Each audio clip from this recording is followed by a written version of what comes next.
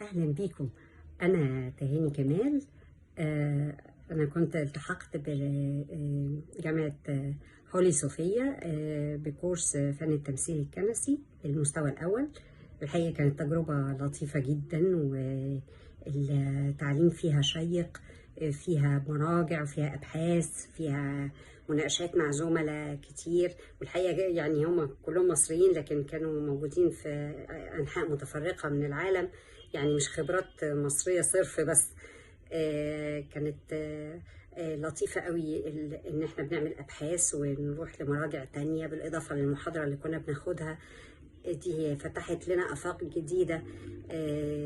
يا رب كده نكون شرارة لفن كنسي ينتشر في العالم كله، ونكون أداة في ايدين ربنا نبارك بيها اسمه ونخدم كنيسته.